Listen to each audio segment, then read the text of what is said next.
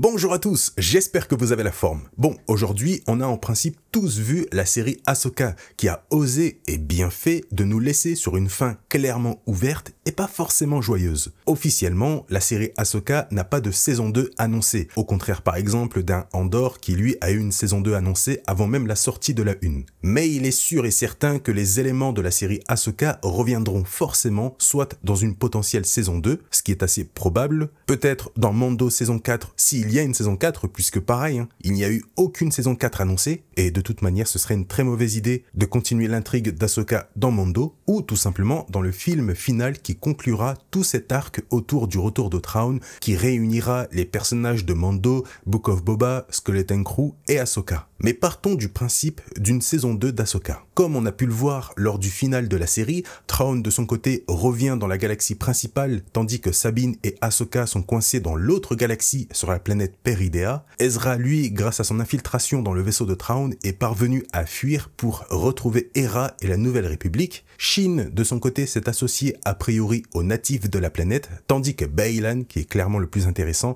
est à la recherche de quelque chose. On va donc voir aujourd'hui les possibilités qui s'offrent à ces personnages pour la suite. Et vous allez voir qu'il y a quand même des petits trucs très intéressants si ça se réalise. Mais avant cela, j'ai une belle dinguerie à vous montrer. Sabrelaser.fr m'ont envoyé un nouveau sabre laser que je n'avais jamais eu en main. Déjà, regardez-moi cette belle présentation quand vous recevez un sabre laser chez vous. Tout est bien à sa place, c'est ultra propre. Le luxe du sabre laser, et c'est français. Mais ce qui nous intéresse, c'est ça. Le double sabre laser de Maul. C'est juste ouf la taille qu'il fait. Vraiment, c'est impressionnant en main. Je n'avais jamais tenu un double sabre laser. Bien sûr, comme d'hab, les détails sont au rendez-vous. Il n'y a pas un défaut. Les matériaux sont de qualité. Il fait vraiment son poids. Et comme d'habitude, le sabre laser s'illumine avec plusieurs options de son et d'allumage, etc.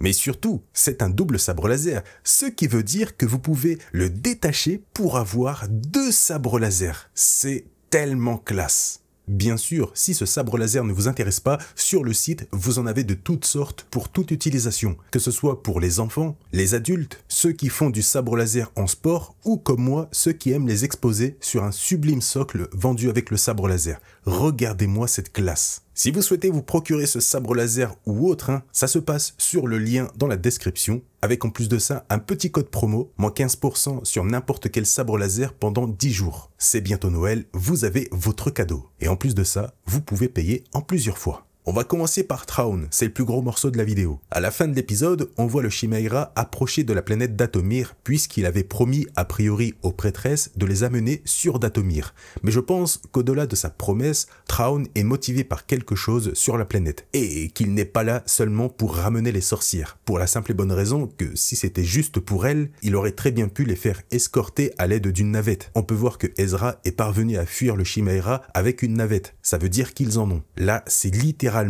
tout le vaisseau, toutes les forces de Thrawn qui se dirigent vers Dathomir. Cela veut clairement dire que Thrawn attend quelque chose de la planète et ce quelque chose risque d'être en lien avec le plan suivant dans l'épisode où on voit Thrawn et les prêtresses avec un air de satisfaction, d'admiration pour ce qu'ils ont devant eux. Et c'est là qu'on découvre des tas et des tas, il y en a je sais pas, des milliers de cercueils. Pourquoi Thrawn a-t-il tous ces cercueils dans le hangar de son vaisseau? Sans trop douter, on pourrait facilement dire que les cercueils contiennent des Stormtroopers ayant péri durant les années d'exil avec Thrawn. Déjà, il faut savoir qu'un destroyer comme celui de Thrawn peut comporter plus de 9500 Stormtroopers. Ça fait un bon paquet, hein. Et ça se trouve, c'est pas le seul hangar qui contienne des cercueils. Vous imaginez? Mais dans ce cas, si ce sont bien des troopers morts dans les cercueils, pourquoi Thrawn les a-t-il ramenés avec lui? Sachant que je doute que ce soit pour une question sentimentale en mode on laisse personne derrière nous, etc.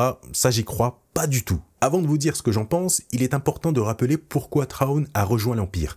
Il faut savoir que, contrairement à ce que ses alliés pensent, Thrawn n'est pas un pro-impérial, pro-Palpatine, etc.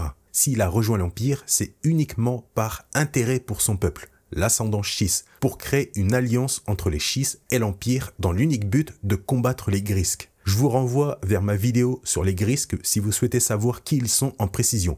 Mais en gros, c'est un peuple de guerriers d'une extrême violence et très intelligent à un point où Thrawn les désigne comme étant le plus grand danger de la galaxie. Il a donc rejoint l'Empire galactique pour créer une alliance avec eux. Thrawn n'a donc en réalité qu'un intérêt stratégique d'être avec eux, et non une adoration ou autre. Mais pour avoir toutes les forces restantes de l'Empire à ses côtés, il fait mine d'être pro-impérial. Sauf qu'à son retour, eh bien l'Empire n'est plus là. Et là, je vous pose une question. Mettez pause à la vidéo et répondez-y. J'ai bien envie de voir vos réponses. Qu'est-ce qui est mieux qu'un empire composé de soldats comme l'Empire galactique? Donnez-moi vos idées, sérieusement bien sûr, dans les commentaires. Eh bien, ma réponse, c'est un empire composé de soldats déjà morts qui reviennent à la vie et qui ne peuvent plus mourir.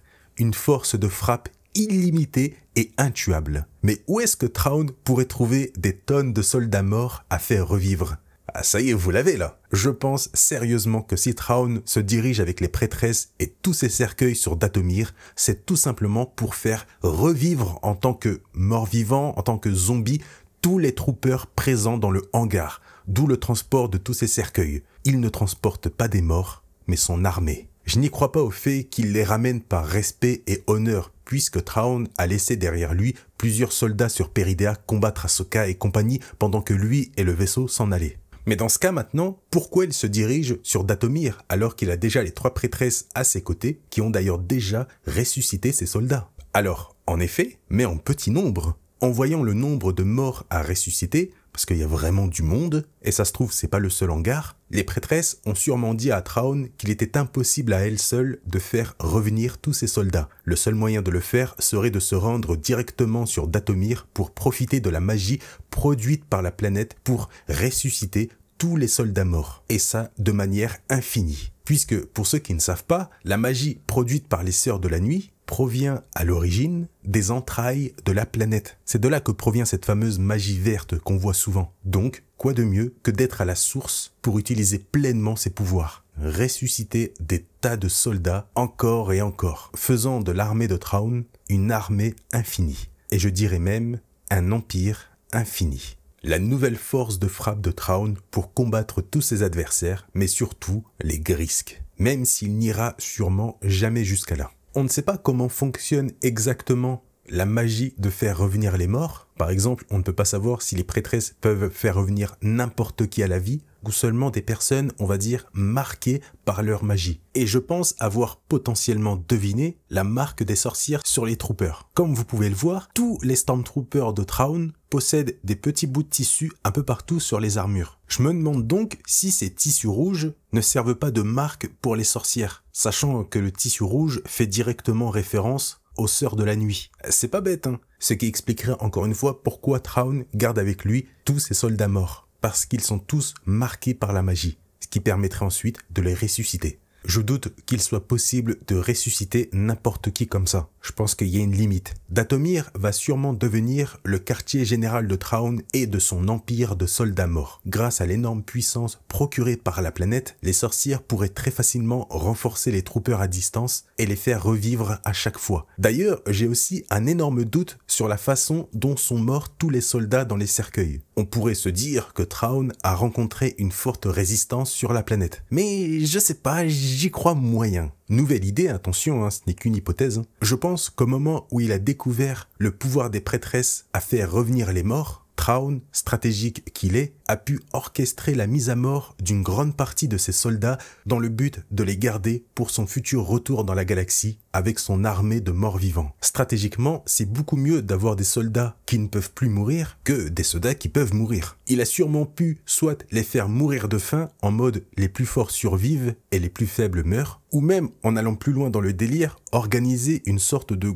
gros tournoi façon gladiateur dans le but de les faire s'affronter à mort. D'ailleurs, il ne faut pas oublier que les troopers de Thrawn sont surnommés les Night Troopers. En tout cas, il se pourrait que Thrawn ait sacrifié d'une manière ou d'une autre une grande partie de ses soldats pour les préparer à l'avenir en tant qu'armée de morts-vivants. En tout cas, au vu de la réaction des sorcières et de Thrawn, ces cercueils sont clairement la clé pour leur futur d'une manière ou d'une autre. J'en suis sûr. Le plan à la fin de l'épisode veut tout dire. Ils mettent vraiment l'accent dessus, mais surtout l'accent sur le nombre de boîtes présentes. Et encore une fois, ça se trouve que ce n'est pas le seul hangar dans cet état. Il y a aussi bien sûr l'hypothèse que ces boîtes ne comportent pas des soldats morts, mais le cadavre d'un millier de sorcières de Dathomir venant de Peridea. Ça expliquerait la réaction vraiment, on va dire, heureuse sur le visage des sorcières, Mais je trouve l'idée carrément inutile pour Thrawn dans le sens où une armée de sorcières avec lui, l'utilité militaire est très en deçà d'une armée de soldats qui l'obéit. Je ne suis pas fan de cette idée qui va plus dans le sens des sorcières que dans celui de Thrawn.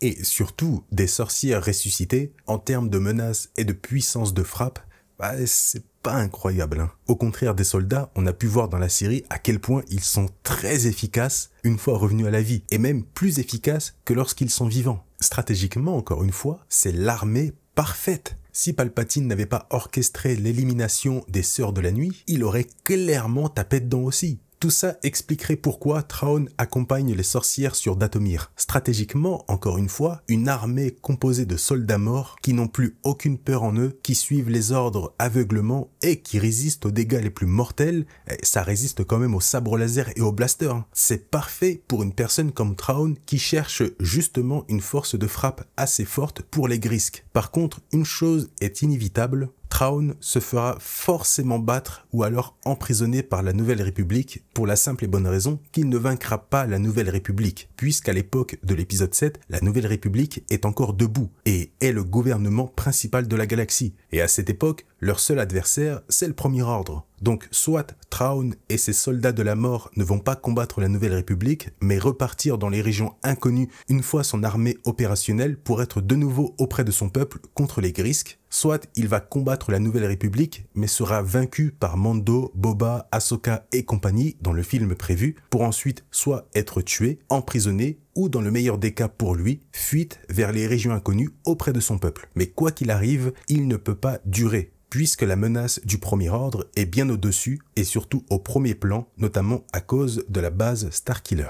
Mais bon, on verra bien, tout est possible avec Star Wars. Là, on n'est que sur de la supposition et j'espère avoir tort sur ce sujet. Même si là, il n'y a pas autant de liberté possible sans partir dans l'incohérence. Surtout que Filoni est connu pour être un adorateur du retcon. Donc, j'espère qu'il va quand même se calmer un minimum. Alors, je vous avoue que je m'attendais pas à parler aussi longuement de Thrawn, donc on va passer le cas d'Ahsoka, Sabine, Ezra, etc. pour l'instant, parce que bon, c'est pas très intéressant, et surtout, je réserve une vidéo sur Ahsoka pour un sujet très précis. Là maintenant, je voudrais parler du meilleur perso de la série, Baylan Skoll. Alors, à la fin de la série Ahsoka, Baylan, maintenant séparé de Shin, se dirige vers la fameuse source d'énergie qu'il l'appelle depuis un moment, représentée par une sorte de source lumineuse au loin. Mais ce qui est très flagrant déjà, c'est qu'il se tient, comme on l'a tous vu, sur une statue du père de Mortis qui pointe justement vers cette direction. Ça, c'est vraiment bizarre. On peut aussi voir sur la droite le fils représentant le côté obscur et la fille représentant le côté lumineux à la tête décapitée à gauche. Elle est plus difficile à voir, mais pourtant elle est bien là. D'ailleurs,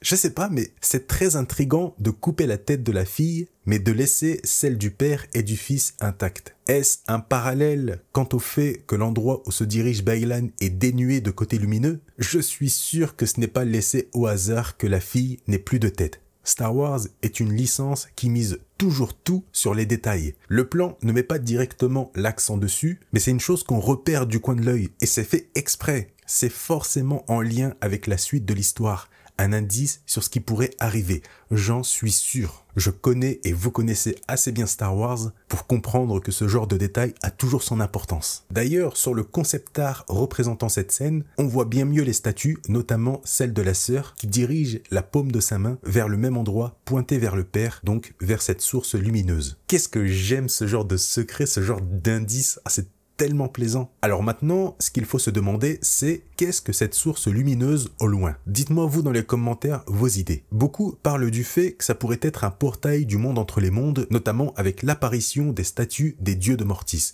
Mais je sais pas, je suis pas forcément d'accord dans le sens où justement le but d'un portail du monde entre les mondes, c'est d'être complètement invisible pour être accessible uniquement par quelques personnes. Et surtout, je vois pas ce que Baylan pourrait faire avec un portail du monde entre les mondes. Lui, ce qu'il cherche, c'est vraiment le pouvoir pour reconstruire, a priori, un ordre Jedi différent du premier. Et surtout, je ne vois pas un simple portail du monde entre les mondes appelé Baylan. Et ça, depuis une autre galaxie. Pour moi, c'est vraiment quelqu'un ou quelque chose qui l'appelle. C'est quelque chose de conscient. Personnellement, je reste vraiment, pour le moment, sur l'idée que j'avais émise dans une précédente vidéo sur Beylan, disant que la source qui l'appelle depuis le début n'est nulle autre que l'esprit de Kuje coincé sur Peridea qui cherche à revenir à la vie. Alors, rapidement, pour ceux qui ne savent pas ou qui n'ont pas vu la vidéo où j'en parle, Kuje était un Zepho, une espèce très ancienne ayant découvert la Force à une époque où ça ne s'appelait même pas la Force. Il n'y avait pas de Jedi, de Sith, etc. Le truc, c'est que l'espèce, au fil du temps, subira un schisme suite à la découverte du côté obscur et provoquera l'extinction de l'espèce. Et l'un de ces Zephos pratiquants du côté obscur était justement Kuje, un être malfaisant et horrible qui a orchestré à lui seul le meurtre de la plupart des Zephos. Et maintenant, vous allez me dire quel est le rapport avec tout ça? Eh bien, Kuje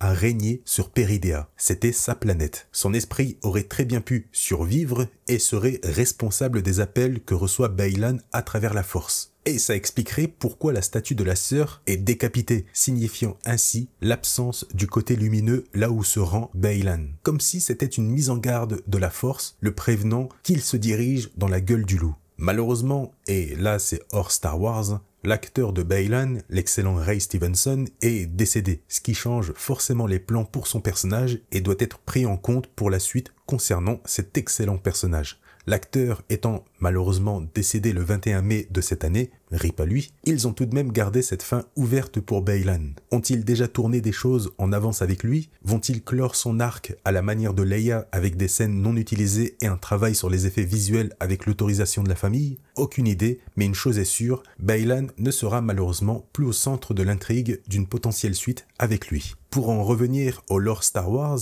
il est par exemple possible, en suivant l'idée de l'esprit de Kuje, que ce dernier se serve de la vie de Beylan pour revenir lui-même à la vie, ce qui permettrait au personnage de Beylan de disparaître correctement de l'intrigue. On verra bien, tout est possible, et encore une fois, rip à l'acteur. L'autre idée intéressante serait que cette source lumineuse soit tout simplement le temple de Mortis. Une chose qui apparaît dans The Clone Wars. La ressemblance est tout de même assez troublante. Le temple est dans les montagnes, avec une petite source lumineuse au bout, qui ressemble beaucoup au plan dans l'épisode d'Ahsoka. Donc là, ouais, franchement, ça semble aussi très probable. Après, bien sûr, j'ai envie de vous dire, mais qu'est-ce que foutrait le temple de Mortis ici, alors qu'il est censé être sur Mortis? Donc, je pense que ce n'est pas le temple de Mortis, le même, mais un autre temple dédié au dieu de Mortis, se trouvant cette fois-ci sur Peridea. Ça semble vraiment possible. Allez, je vais vous laisser là-dessus. J'espère que cette petite vidéo vous a plu, que les idées vous ont plu, notamment avec l'armée des morts de Thrawn.